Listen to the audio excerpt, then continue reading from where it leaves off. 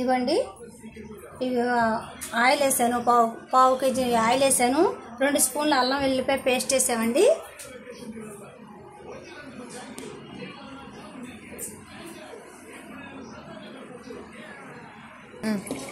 ఇవ్వండి, ఊరి నుంచి తెచ్చామండి. అక్కడే వేయించుకుని తీసుకొచ్చాము కొరమేను చేప ముక్కలు.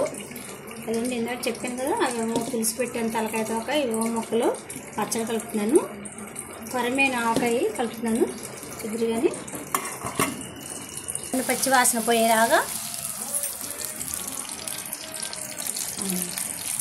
పోయేలాగా ఇలాగే అల్లం వెల్లిపాయ పేస్ట్ వేయించుకోవాలండి మనం. ఇది అయిపోయినాక కొత్తిమీర వేస్తాను.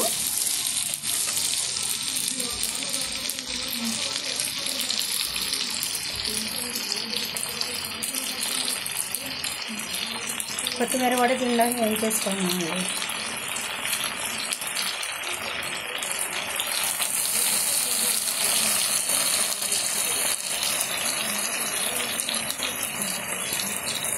ఇవ్వండి పచ్చడి కలుపుతున్నాను. ఇవన్నీ పసుపు వేసుకున్నాము. అలాగే మరి కారం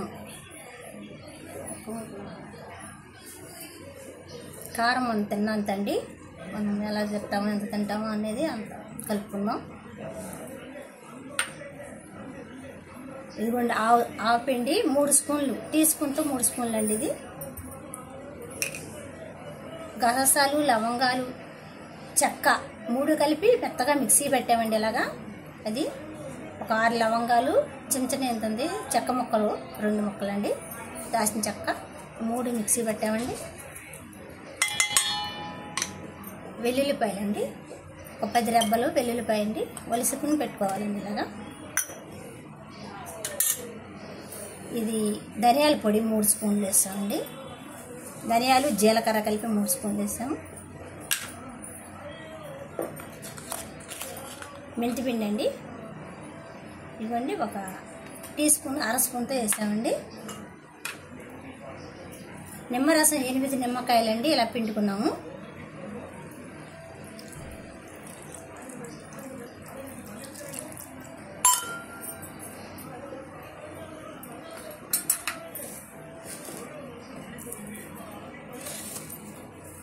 మూడు స్పూన్లు ఉప్పు వేసామండి. ఉప్పు కారం అనేది మన ఇష్టం అండి, మనం ఎంత తింటే అంత వేసుకోవచ్చండి. ఇలా కలిపేసుకున్నాము.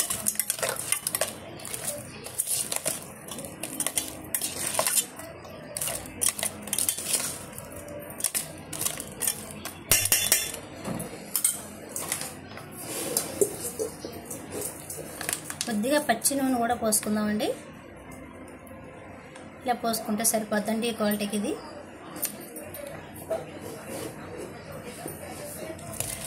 ఇలా కలిపేసుకుందాము.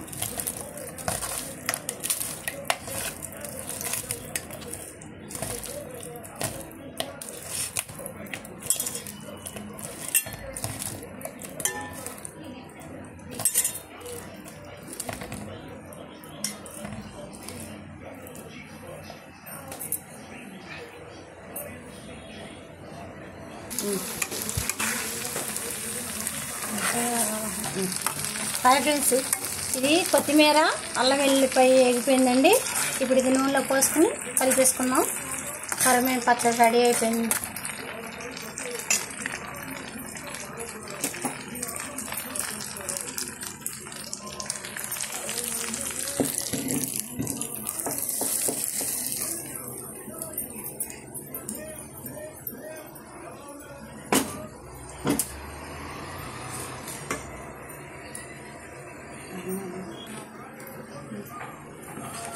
ఇదిగోండి కొరమేను పచ్చడి రెడీ అయిపోయింది. మీకు నచ్చినట్లయితే మరి లైక్ చేయండి, సబ్స్క్రైబ్ చేయండి. మా శశికళ ఛానల్ లైక్ కొట్టండి. ఇది కొరమేను పచ్చడి అండి. ఎలా ఉందో కామెంట్ చేయండి. కట్ చేసేవద్దు ఏముంది. ఇది చూసి ఎలా ఉందో కామెంట్ చేయండి. మరి ఇంకా మా శశికళ ఛానల్కి లైక్ కొట్టండి.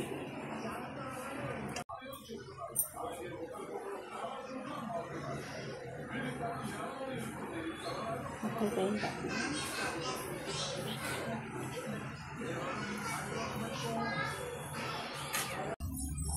ఫ్రెండ్, ఇది ఇలా పెట్టేసుకుంటే 3 రోజుల తర్వాత తీసుకుని మీరు టేస్ట్ చేయండి. పట్టుకుని ఇలా 3 రోజులు ఊరాలండి. పచ్చడి ఊరితే చాలా బాగుంటుంది.